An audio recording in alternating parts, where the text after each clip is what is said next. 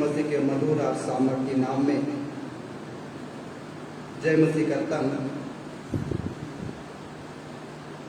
एक बात मैं सोच रहा था, और बात जब मैं सोच रहा था तो परमेश्वर का वचन हमें उत्साहित करता है। और जिस संकट से ये पूरा दुनिया जूझ रहा है, गुजर रहा है, ये संसार के लोग के लिए संकट है। पर जैसे जैसे संकट, विपत्ति, कष्ट, भूखमरी, अकाल, पीड़ाएं, सुनामी, आंधी, भूकंप, ये तमाम चीजें जितनी जल्दी जल्दी जल्दी जल्दी इस पृथ्वी पे आएगी, और उतना ही हम प्रभु यीशु मसीह के और भी नजदीक आ जाएंगे। प्रभु यीशु मसीह का वचन हमें ऐसे सिखाता है। और जब जब ये घटना ही नहीं होगी तो हमें बहुत विलंब होगा, बड़ी देर होगी। पर ये सारी सृष्टि, सारा वातावरण, ये सारा गैलेक्सी, सारा ब्रह्मांड और जिस प्रकार की परिस्थितियों को हम अपने सामने देखते हैं, ये चीज हमें प्रभु यीशु मसीह के सामने मिला रही है। मतलब ऐसे कर करके हम लोग बड़ा करीब आ जा रहे हैं। और जब जब इस घटनाओं को देखता हूँ तो मुझे विचलित नहीं होती है, बेचैन नहीं हो जाता हूँ। इसका यही कारण है क्योंकि आप जब बपतिस्मा लिए, आप तो वही समय मर गए। अब तो मरने के लिए विश्वासियों को सोचना भी नहीं चाहिए। हमारा तो सांसारिक मौत है, और उसके बाद एक आत्मिक बात होने जा रही है जो हमारे सोच समझ से परे है। इसलिए जितने लोग प्रभु यीशु मसीह के नाम से, पिता पुत्र पवित्र आत्मा के नाम से बपतिस्मा लिए, हम तो ऑलरेडी वही समय मर चुके हैं। अब ऐसी ही समझिए हम लोग जीवित हैं, और यीशु मसीह के आने की बाढ़ जो है, इसका मतलब जैसे जैसे परिस्थिति और भी खराब होते जाएगी, हम यीशु मसीह के और भी नजदीक आते रहेंगे। इसमें ज्यादा चिंता का विषय नहीं है। इसमें तो हमें आनंदित होना चाहिए, हर्षित होना चाहिए, बड़ा खुशा से आपको ऐसा रहना है जो हमारी सोच समझ से परे। पर वो लोग आज भी डरते, आज भी कांपते, जितने लोगों ने अपना जीवन प्रभु यीशु मसीह को नहीं दिया। उनके लिए डर का बात है। पर जितने लोगों ने यीशु मसीह को अपना जीवन दे चुके हैं, वो सब आनंद करते हैं कि सचमुच ये सारे घटनाएं, सारे चीज हमें प्रभु यीशु मसीह से मिलाप करी, मतलब प्रभु यीशु मसीह के बड़े नजदीक लेके आ जा रहे हैं।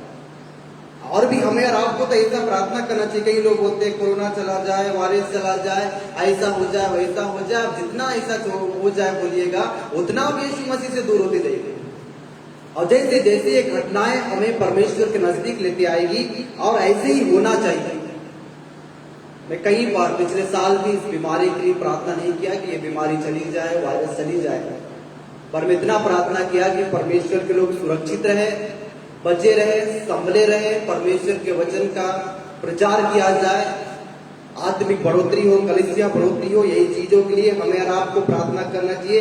परमेश्वर के कामों में बाधा ना किसी हमसे कुछ छुपाया गया। मतलब जब जब शिष्यों के सामने यीशु मसीह ने प्रकट किया, और शिष्यों ने लेख में हमारे सामने प्रकट कर दिया कि ऐसा एकदम होना बहुत जरूरी है, और ऐसा अगर नहीं होगा तो यीशु मसीह से दूर है। पर जब जब ऐसा ऐसा हो रहा है, इसका मतलब हम यीशु मसीह के बड़ा करीब ही करेंगे।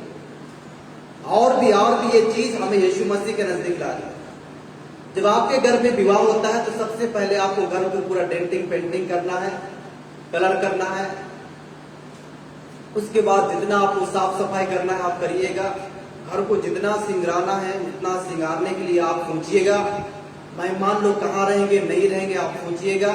सब प्रकार के बात को, घर को एकदम पूरा साफ सफाई करने के द्वारा, उसके बाद हमारे झारखंड रीति रिवाज के अनुसार जो शादियां होती है, मसीह समाज की शादियां होती है, तो एकदम 3-4 दिन तक ये शादियां का समय सिलसिला चलते रहता है। गीत होता है, भजन होता है, क्या क्या होता है, नहीं होता है। वो तो मेहंदी करते, हल्दी करते, क्या क्या नहीं करते, करते करते करते करते एकदम तैयारी होता है। और एक दिन ऐसा डेट रखता है जिस डेट में बारात आता है, और बारात आने के बाद दुल्हन को ले जाता है। देख, मैं द्वार पर आकर खटाता हूँ, यदि तुझे मेरा सब सुनाई देता है तो अपने द्वार को खोलने के लिए ऐसा बोला गया है प्रकाशित वाक्य। इसको थोड़ा सा हम पढ़ेंगे क्योंकि थोड़ा सा हम विवाह के बारे में बातचीत कर रहे हैं। प्रकाशित अध्याय 3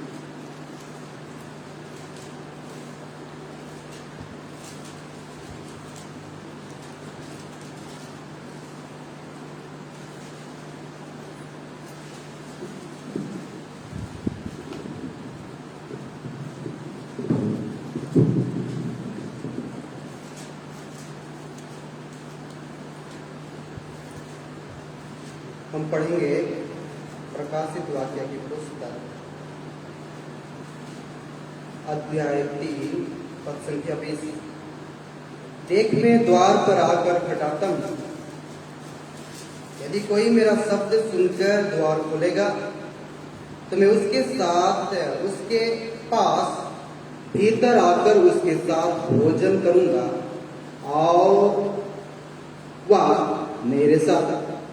जो जय पाए मैं उसे अपने अपने सिंहासन पर बैठाऊंगा, जैसे मैं भी जय पाकर अपने पिता के साथ उसके सिंहासन पर बैठ गया। जिसके काम में वह सुन ले कि आत्मा कलीसिया से क्या कहते हैं। जब द्वार खोला जा रहा है तो वहां पर बैठा भी जाता है, और बैठने के बाद तो बोला जाता है कि उसके साथ भोजन भी हो रहा है।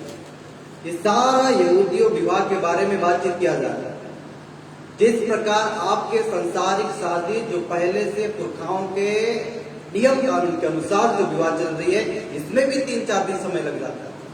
जैसे जैसे विपत्तियां, संकट, कष्ट, बहुत प्रकार की महामारियों को हम देख रहे हैं, ये सब चीज ये तैयारी है, ये दूल्हे का, ये बरातियों का तैयारी किया जा रहा है। ये पूरा दुनिया, पूरा गैलेक्सी, पूरा ब्रह्मांड और सारा सिचुएशन, परिस्थिति हमें यीशु मसीह के विवाह के निकट लेते आ रही है।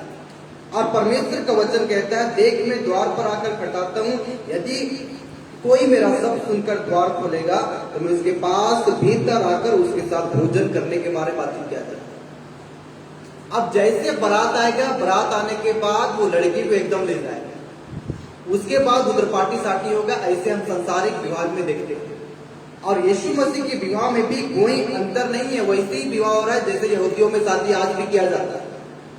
जैसे आप दिन ब दिन दूल्हा और दुल्हन का धड़कन तेज होते रहता है। तेज होने का मतलब अब विवाह का दिन इतना निकट है, इतना करीब है, इतना निकट है, इतना करीब है, तो लड़का लड़की अपने आप को बड़ा तैयारी करते हैं। घर द्वार सब चीज तैयारी किया, सब चीज तैयारी करने के बाद बारातियों के लिए पूरा इंतजाम करने के बाद बाजे गाजे से नगाड़ा के साथ, जैसे 5 मूर्ति 5 समझदार मध्य 5 अध्याय के अनुसार उस प्रकार से बारातियों का आगमन होता है। मैं बात आपको इसलिए बता रहा हूं कि ये सारा परिस्थिति हमें विवाह की ओर न्योता दे रहा है। निमंत्रण देते देते बता दिया गया है कि इस डेट में, इस तारीख में, ऐसे समय में, ऐसे परिस्थिति में यीशु मसीह हमारे बीच में हो जाएंगे और यीशु मसीह दूल्हा बन के अपनी दुल्हन को ले जाएंगे। यही तो बाइबल हमें कह रहा है। इसमें शोक करने की बात नहीं है, कोई मर गया तो रोने की बात नहीं है, आप भी मर जाए तो कोई दिक्कत नहीं है। गड्ढे में रहने के बाद भी वो दुल्हन को ले जाएगा, हड्डी शरीर मांस गलने के बाद भी दुल्हन को लेकर जाएगा, कोई भी तो परवाह नहीं। और हमारे लिए रोमी 8:28 के अनुसार कभी परमेश्वर बुरा नहीं किए, और परमेश्वर के लोग लिए आज तक बुरा नहीं हो। तो मरने के लिए लोग डरते क्यों? ये मैं सोचता हूं, जितना जल्दी मरिएगा उतना तो अपने दूल्हा से मिल लीजिए। परिस्थिति मार रही, अच्छी बात है। ये वातावरण, ये दुनियादारी हमें खत्म कर रही, बहुत अच्छा है। और जैसे जैसे परिस्थिति आ रहा, हम लोग दूर थोड़ी इस मसीह हो रही, इस मसीह तो और नजदीक हो जा रहा है। तो जितना जल्दी संसार को छोड़ने की तैयारी करें उतना लोग के लिए अच्छा। वो तो आज भी कि नहीं हमें ये करना है, वो करना है, तो उनके लिए परमेश्वर का राज नहीं, क्योंकि बपतिस्मा लेने के द्वारा ही हम मर गए, उसके बाद हम जीवित थोड़ी। उसके बाद तो यीशु मसीह हमारा आगे दिखता है, हम तो सब चीज समाप्त कर चुके हैं यीशु मसीह। इसलिए जितने लोग परमेश्वर की आत्मा के चलाए जाते हैं वही इस बातों को जानते हैं, समझते हैं। ऐसे कोई भी घटनाएं बाइबल के अनुसार हम तक दबाया नहीं गया, छुपाया नहीं किया। जब शास्त्री फरीसी लोग बातचीत कर रहे थे, चेले लोग भी बातचीत कर रहे, यीशु मसीह बहुत सिंपल साधारण बताया गया कि ऐसे ऐसे होने से समझ जाना कि मैं फिर से आऊंगा। और यीशु मसीह ने कहा, आपका लूका रचित सुसमाचार अध्याय 17 पद संख्या 26 से कुछ पद को मैं पढ़ रहा हूं। लूका रचित की सुसमाचार अध्याय 17 पद संख्या 26, जैसा नूह के दिनों में हुआ था वैसे ये मनुष्य के पुत्र के दिनों में भी होगा। जिस दिन तक नूह जहाज पर ना चढ़ा उस दिन तक लोग खाते पीते थे और उनमें विवाह होते थे। जब जल प्रलय ने आकर उन सबको नष्ट किया, और जैसा लूत के दिनों में हुआ था कि लोग खाते पीते लेन देन करते, पेड़ लगाते, घर बनाते थे, परंतु जिस दिन लूत सदोम से निकला उस दिन आग और गंधक आकाश से बरसी और सब को नष्ट कर दिया। मनुष्य के पुत्र के प्रकट होने का दिन ऐसा ही होगा। वही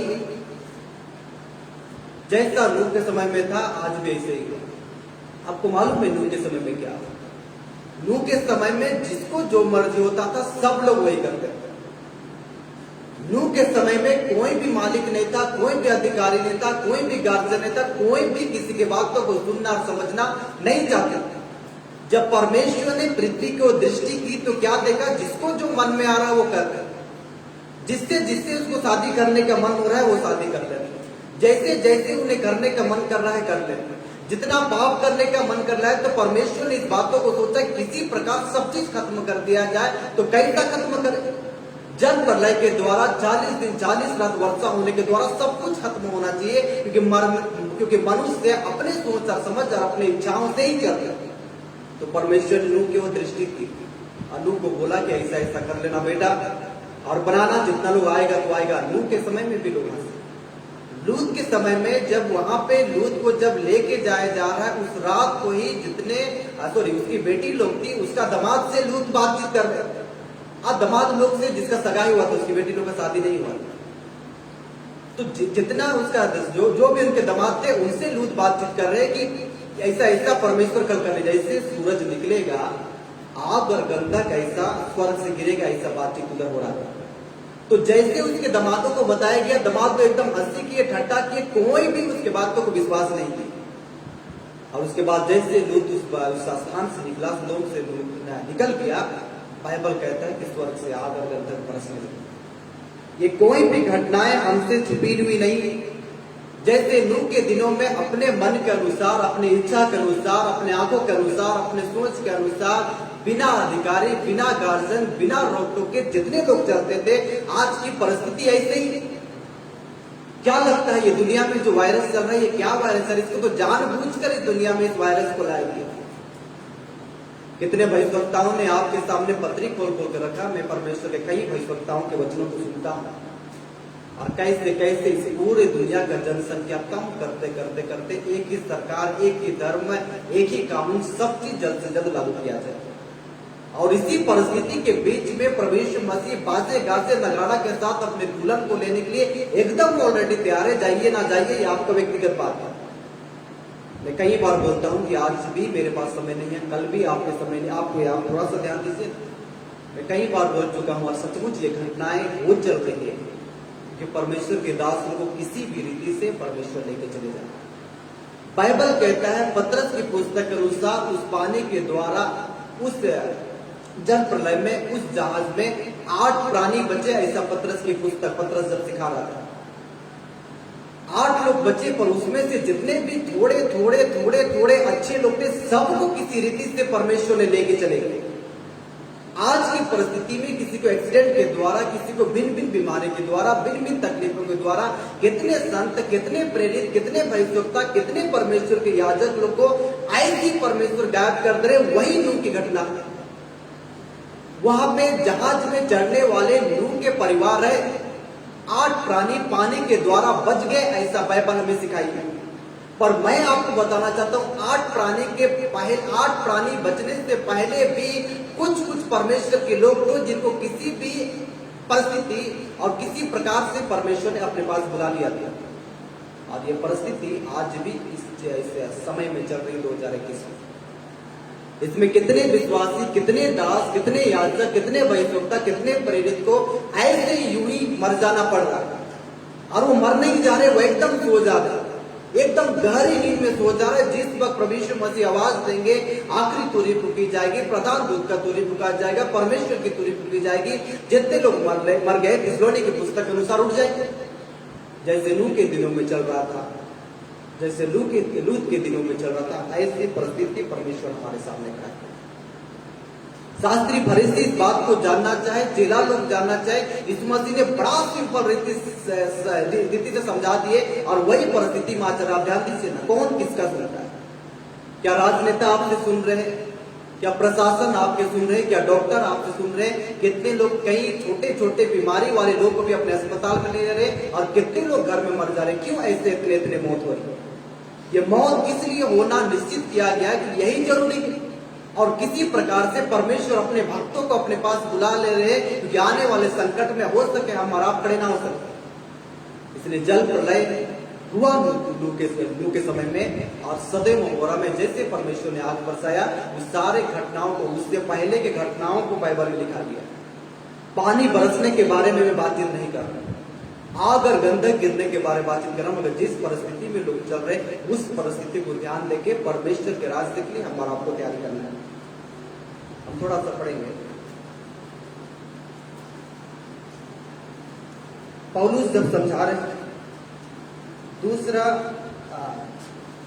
तीमुथियुस की पुस्तक अध्याय 3 और पद संख्या 1 से जब हम लोग देख रहे हैं, दूसरा तीमुथियुस की पुस्तक अध्याय 3 पद संख्या 1 से, पर यह स्मरण रख कि अंतिम दिनों में कठिन समय आएंगे। पहला पॉइंट देखिए, इसमें किसी के लिए भी सरलता की बात बाइबल में नहीं लिखा है। कठिन समय का मतलब हर एक चीजों के लिए कठिनाई आपको उठाना पड़ेगा।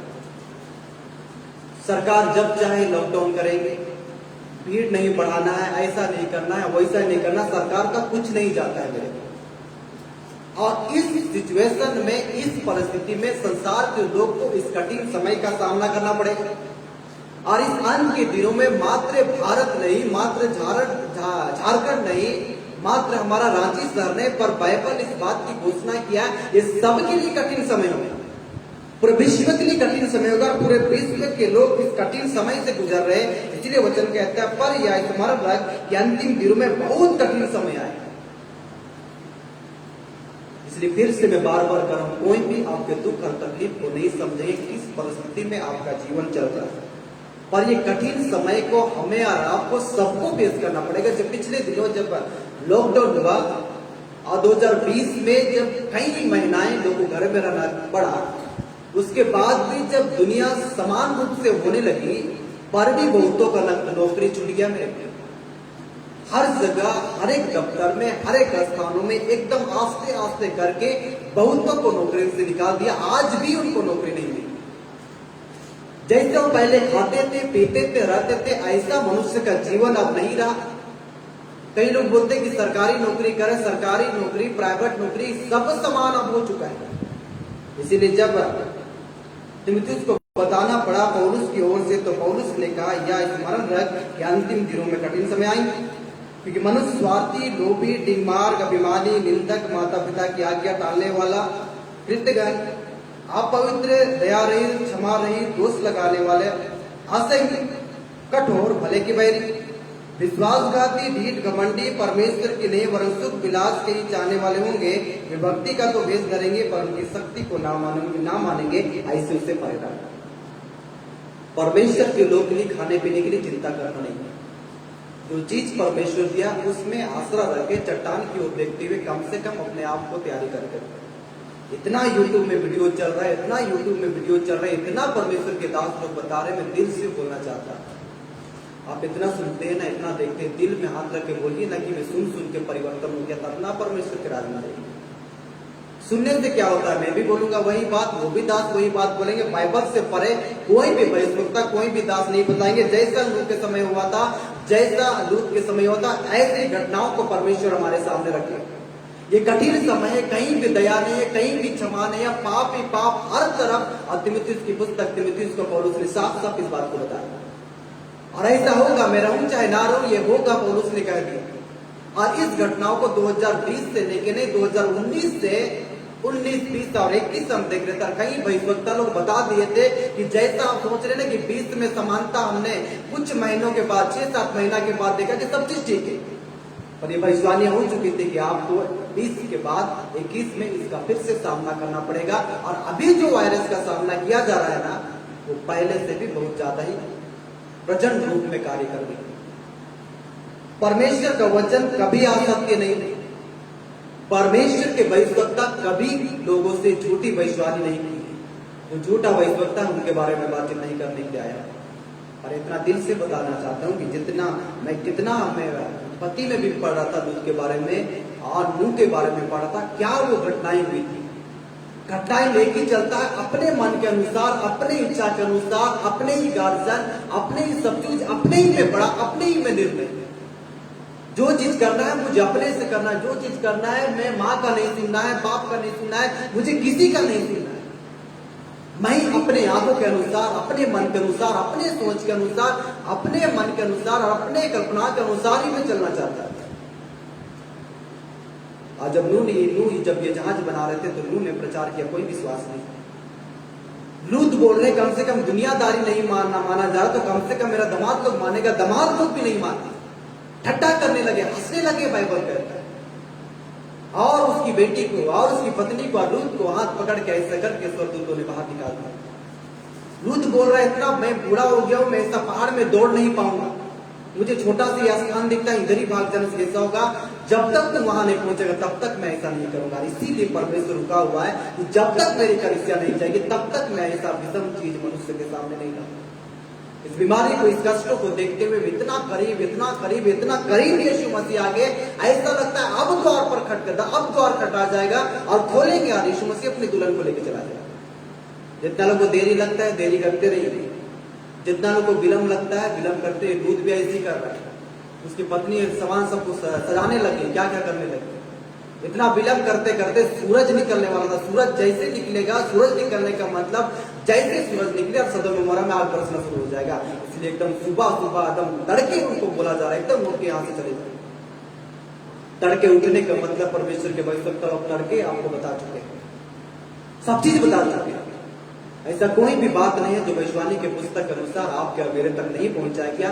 इतना सुनने के बाद भी अगर आराधना, विनती, उपवास से आपको मतलब नहीं है तो परमेश्वर का राज्य मेरे और आपके लिए नहीं है। मेरे परमेश्वर का वचन हम थोड़ा सा आप देखें।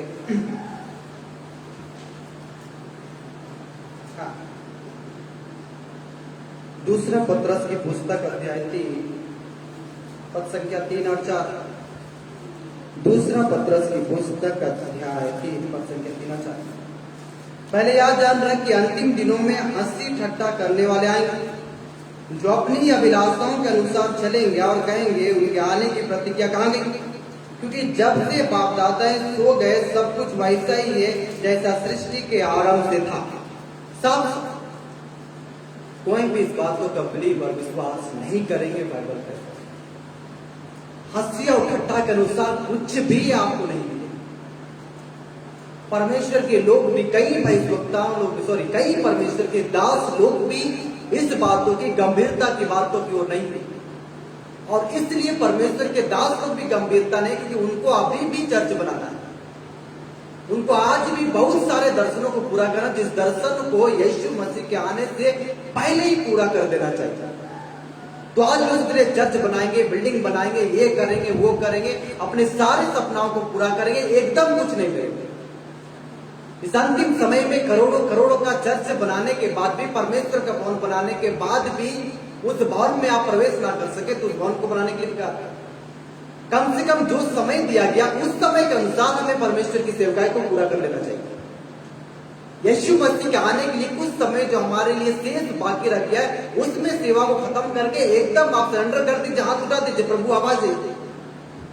मगर लोग आज भी सोचते हैं कि लॉकडाउन खुलेगा तो हम ऐसा करेंगे, लॉकडाउन खुलेगा तो हम ऐसा करेंगे, वायरस चले जाएंगे तो ऐसे। ये तो पीड़ाओं का आरंभ है, बाइबल कहता है। ये पीड़ाओं की शुरुआत, और ये शुरुआत 2019 से आस्ते आस्ते आस्ते आस्ते करके एकदम सबके सामने ला दिया गया।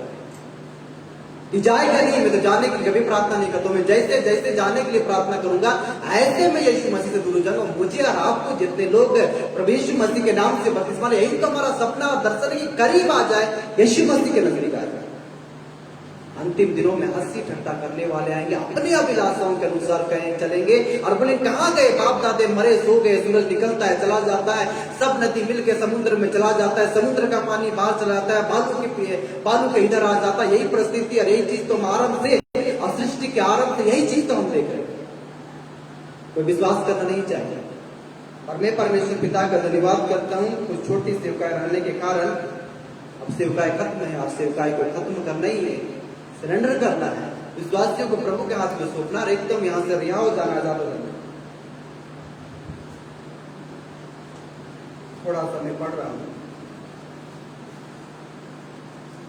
ये घटनाएं हो चुकी है और एक घटना हो रही है।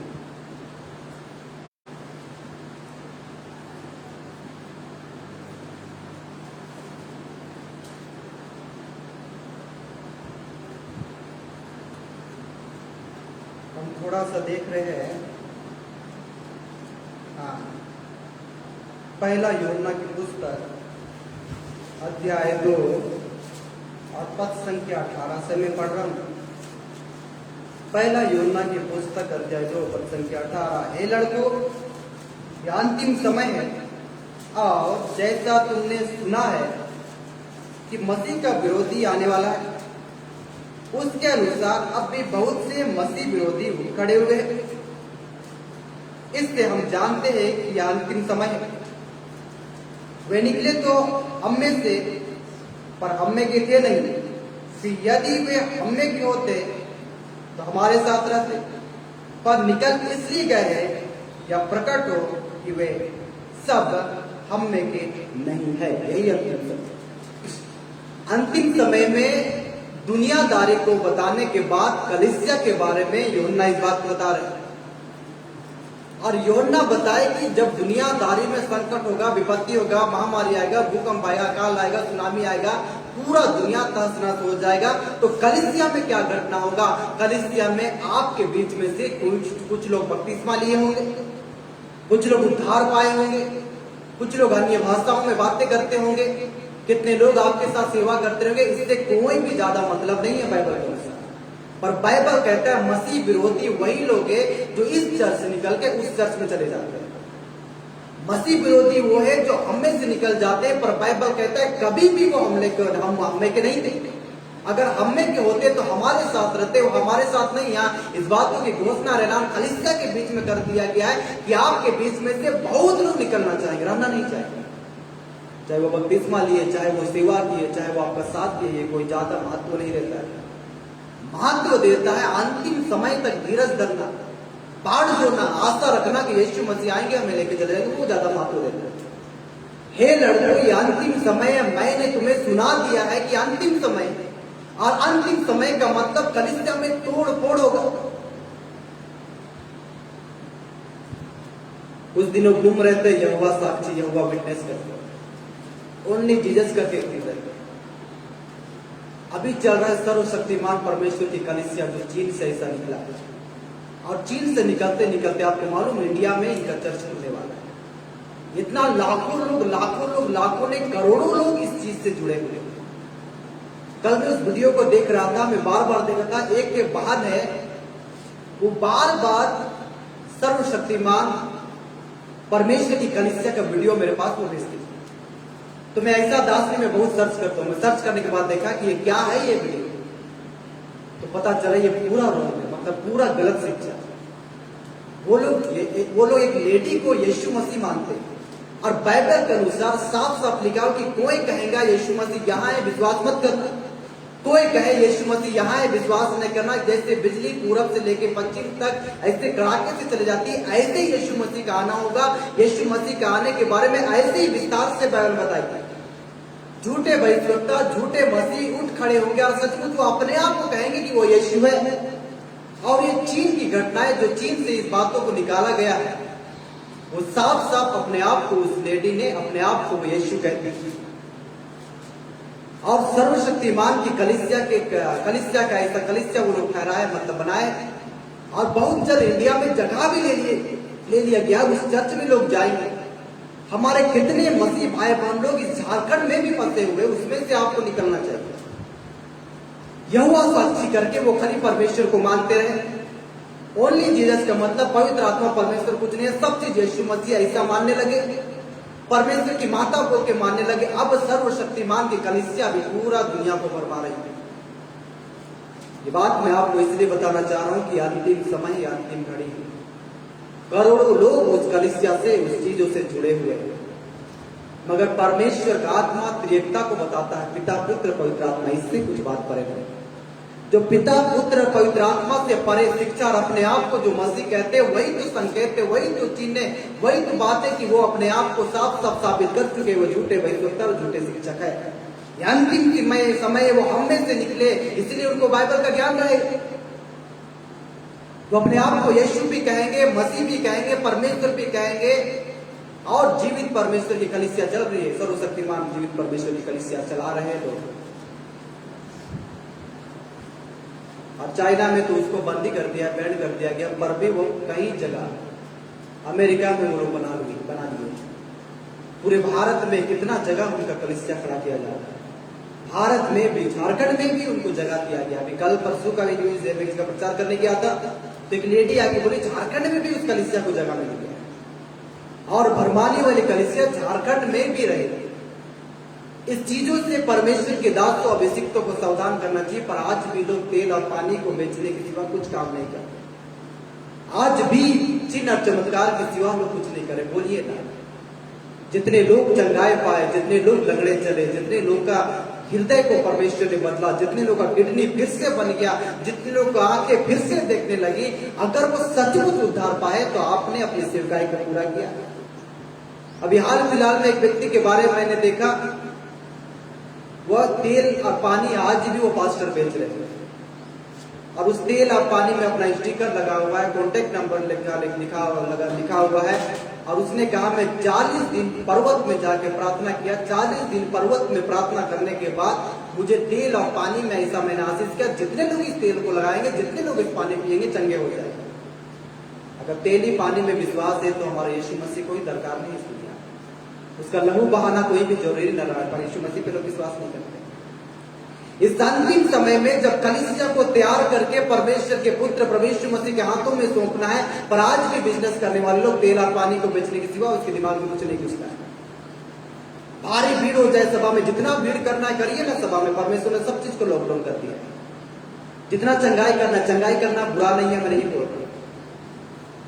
किसी को जिंदा कर देना बुरा नहीं है, मैं नहीं बोल रहा। कोई लंगड़े चल रहे हैं बुरा नहीं है, कोई अंधे देख रहे बुरा नहीं है, पर सचमुच क्या उससे काउंसलिंग की, उससे बैठ के बातचीत की। जो लाखों लोग आपकी सभा में आते उस व्यक्ति के बारे में जानना चाहे कि उसने उद्धार पाया, उसने यीशु मसीह ग्रहण किया, उसने पिता पुत्र पवित्र आत्मा के नाम से बपतिस्मा लिया, इस बातों को क्या परमेश्वर के दास लोग जानना चाहे। परमेश्वर अंतिम समय सबको न्याय देना पड़ेगा और सबको लेखा देना पड़ेगा। अपनी सेवा के बारे में परमेश्वर को हिसाब देना पड़ेगा। अंतिम समय है लड़के और मसीह विरोधी आ चुके, उठ खड़े हुए, एकदम निकल चुके, तैयार है, भरमाने को तैयार है।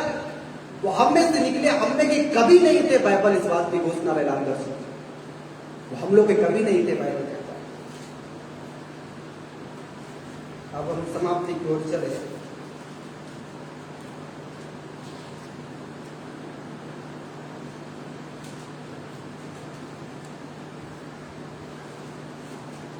हम पढ़ के समाप्त करेंगे। पहला पत्रस की पुस्तक अध्याय 4 और पद संख्या हम पढ़ेंगे 7। पहला पत्रस की पुस्तक अध्याय 4 पद संख्या 7। सब बातों का अंत तुरंत होने वाला है, इसलिए संयमी होकर प्रार्थना के लिए सचेत रहे। फिर से सुने, सब बातों का अंत तुरंत होने वाला है, इसलिए संयमी होकर प्रार्थना के लिए सचेत रहे। बाइबल इस बात की घोषणा लाकर मुझे इतना दुख लगता है परमेश्वर के दासों को देखते। हाल फिलहाल में तेल और पानी का एक फेसबुक पे जब आया ना, तो इस दास को जवाब नहीं दिया। अगर जवाब दूं तो वो बोल भी नहीं पाएंगे, क्योंकि परमेश्वर के वचन के अनुसार इस अंतिम दिनों में चिन्ह और चमत्कार का समय नहीं है। यह अंतिम दिनों में शुभ संदेश जो होगा, बहुत ज्यादा भविष्यवक्ता लोग ही इस संसार में काम करेंगे और भविष्यवक्ता लोग आने वाले दिनों के विषय में चेतावनी देंगे, इससे बताएंगे प्रभु यीशु मसीह का आना निकट है। पर आज भी लंगड़ों को चलाने, अंधे को दृष्टि देना, इतना ही आपका काम। परमेश्वर यही आपको सेवकाई दिया है, तो यही सेवकाई के द्वारा परमेश्वर आपका न्याय करे। तेल और पानी बेचना है तो वही सेवकाई का जवाब परमेश्वर को दे दीजिएगा। पर आपके कलीसिया में कितना मेंबर है, कितनों को आपने बपतिस्मा दिया, कितने लोग उद्धार पाए हुए, कितने लोगों ने अपना जीवन को बदला। पहले वो 2 पत्नी रखते थे, उनका जीवन बदल गया। पहले पत्नी रहने के बाद भी दूसरी पत्नी को देखते आप ताकते थे। वो लड़का एक लड़की से घूमने के बाद भी कितना लड़की से घूमना उसको अच्छा लगने लगा। उस लड़की को एक पति के साथ रहने के बाद भी 4 को पति रखना अच्छा लगा। इतने लोगों का जीवन आपके कलीसिया में आने के द्वारा बदला। वो नहीं देखते थे, देखने लगे, वो नहीं चलते थे, चलने लगे। वो उसके शरीर में कई बीमारी थी, चली गए। उतना बात इस बातों की गवाह नहीं देती कि कलीसिया तैयार है। कलीसिया तैयार होने का मतलब आपने अपने स्वभाव को पूर्ण रीति से बदल दिया, पूर्ण रीति से बदल दिया। आप आज्ञाकारी हो गए, आप अधीनता में आ गए, आप एकदम स्टैचू हो जाते, खड़े हो जाते, एक आवाज परमेश्वर के नाम से, उनके सेवकाई के लिए, उनके रास्ते की बढ़ोतरी के लिए, उसके लोग की चिंता करने के लिए अपने पूरे मनुष्य तत्व को, पुराने मनुष्य तत्व को उतार के एक नए मनुष्य तत्व को पहन लिया, आपने उधार पाया।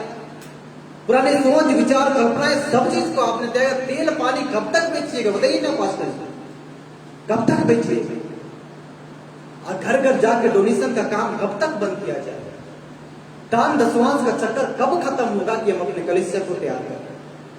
क्या आपके कलीसिया में इस लॉकडाउन में दान दशवांश ना पहुंचे तो क्या परमेश्वर आपको नहीं खिलाएगा? जब भुखमरी अकाल के समय में परमेश्वर अपने दास एलिया को खिला दिया तो परमेश्वर, क्या ऐसा नहीं है कि परमेश्वर आपका सुधि ना ले? परमेश्वर खिलाएगा। 2 रूम रहने के लिए बढ़िया, 4 रोटी खाने के लिए बढ़िया। उस लेडी ने कहा कि आज मैं रोटी बनाऊंगी अपने बेटे के लिए, अपना बेटा के लिए, अपना बेटा के लिए, अपने लिए 2 लोग रोटी बनाएंगे और लकड़ी को मैं ऐसा चुन चुन के लाई हूँ, आज हम लोग ऐसा जलाएंगे चूल्हा।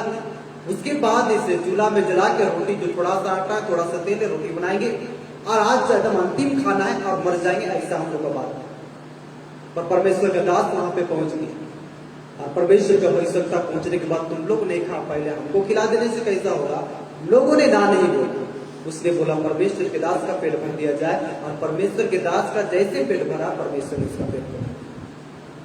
ये मसीह स्वभाव है कि मैं नहीं खाऊं उसे खिलाऊं तो ज्यादा अच्छा है, मैं नहीं पहनूं उन्हें पहना दूं तो ज्यादा अच्छा है, मेरा बहुत सारे चीज का काम नहीं हो पाए पर उसका काम हो जाए, यही मसीह स्वभाव है। इस अंतिम समय में धन बटोरने का सिलसिला खत्म कीजिए, ये तेल पानी बेचने का सिलसिला खत्म कीजिए, ये चिन्ह चमत्कार के पीछे जाने से अच्छा कितने व्यक्ति आपके कलीसिया में उद्धार पाए हुए, कितने लोगों का जीवन बदल गया, इसकी ओर परमेश्वर के दास लोग चिंता करें। एक लिस्ट निकालें और लिस्ट निकालने के बाद देखें कि हमारे विश्वासी में से जो 10 साल 4 साल 2 साल 1 साल के साथ हमारे साथ थे और उन लोगों ने बपतिस्मा दिया प्रभु यीशु मसीह के नाम से, पिता पुत्र पवित्र आत्मा के नाम से, उनके जीवन में कितना परिवर्तन है और उस परिवर्तन के द्वारा उनने कितने लोगों को सुसमाचार सुनाया, उसके परिवार में कितने लोग विश्वास आया, इसका छानबीन करें तो ज्यादा अच्छा। तेल पानी बेचने का सिलसिला बंद कर दीजिए, काम को बंद कर दीजिए, उद्धार मोक्ष इसी के पीछे चले तो ज्यादा अच्छा। अगर उद्धार नहीं पाए तो ना मैं जा पाऊंगा ना आप जा पाएंगे, एकदम सीधा सीधा अंडरलाइन। मैं कई बार अपने कलीसिया में, कई बार दूसरे कलीसिया में, कई बार शुभ संदेश समाचार में, मतलब परमेश्वर के वचन को मैदान में, कई बार ऑनलाइन में बता चुका हूं कि लेखा आज न कल हमें देना ही पड़ेगा। हमें और आपको अपने अपने सेवका, विश्वासी का भी अलग सेवका है, पास्टर का भी अलग सेवका है, प्रेरित का भी अलग सेवका है, भविष्यवक्ता का भी अलग सेवका है, याजक का भी अलग सेवका है, शिक्षक का भी अलग सेवका है, उपदेशक का भी अलग सेवका है, सबको अपना अपना एवेंजलिस्ट का भी अलग सेवका है। इसके साथ मगर एवेंजलिस्ट लोग का हमको ये बात बहुत बढ़िया लगता है, चाहे नहीं भी लगता है, तो चमत्कार के पीछे तो रखते हैं, पर उद्धार कितने लोग पाए इसकी ओर थोड़ा सा ध्यान देना जाना चाहिए। मैं कितने लोगों के लिए उद्धार का कारण बना, मैं कितने लोगों के लिए आशीष का कारण बना, इसकी ओर ध्यान देना चाहिए। मुर्दा जिंदा गए हो गए कोई बड़ी बात नहीं, लंगड़े चले कोई बड़ी बात नहीं, उसका घर 3 तला बन गया कोई बड़ी बात नहीं, उसका विवाह हो गया कोई बड़ा बात नहीं है, उसके घर में कितने लोग उद्धार पाए ये सबसे बड़ी बात है। क्या है ये धन, क्या है ये बिल्डिंग, क्या है ये इमारत, क्या है ये भवन, रहे तो ठीक है, कुछ तो रहेगा नहीं, मैं रहूंगा आत्मा रहेगा, मेरा शरीर खत्म हो जाएगा फिर से परमेश्वर नया शरीर देगा, मैं खत्म हो जाऊंगा आत्मा कहीं नहीं जाएगा, उसके बाद परमेश्वर बराबर न्याय करेगा, शरीर भी बनाया जाएगा, आत्मा भी डाला जाएगा, सब चीज डालने के बाद इस गड्ढे से निकाल के परमेश्वर खड़ा तो करेगा अपने न्याय के सियासन के साथ। उस समय हम और आप कितने लोग जवाब नहीं, कितने लोग जवाब नहीं, क्या हमने और आपने अपनी सेवा को पूरा कर लिया?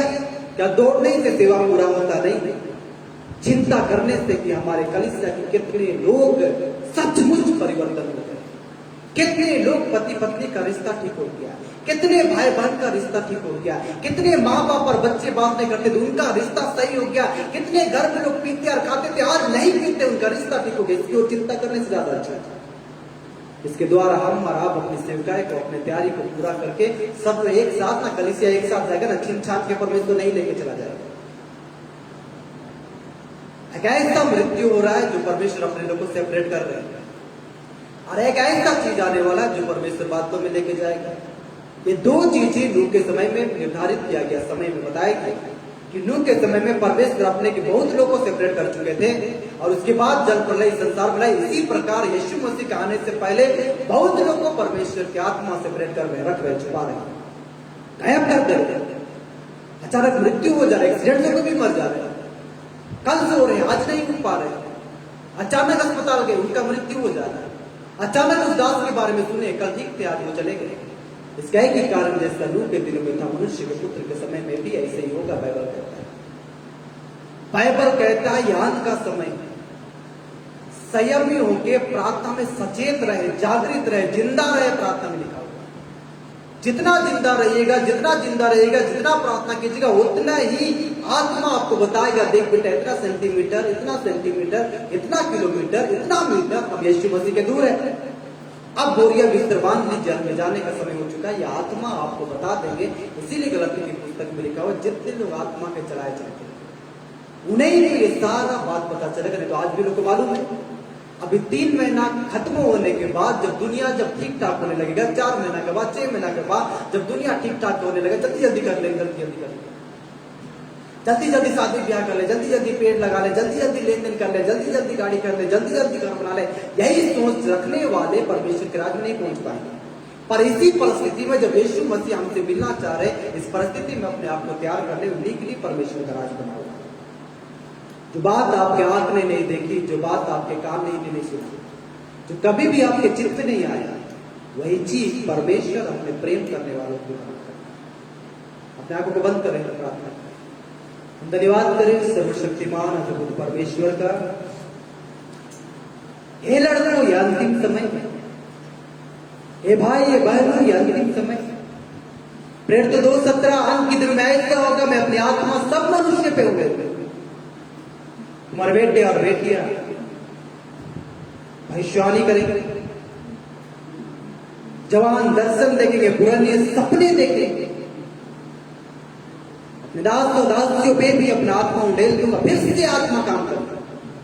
जो आत्मा शोकित होकर चली गई, निराश होकर लौट गई, फिर से अंत के दिनों में यीशु के आने से पहले कलीसिया में आत्मा उंडेल दिया जाएगा। मेरे क्यों आत्मा कलीसिया को तैयार करे। अगर दास का तुम बात नहीं सुनते हो, पास्टर का तुम बात नहीं सुनते हो, कम से कम परमेश्वर की आत्मा की तो बातों को सुनोगे।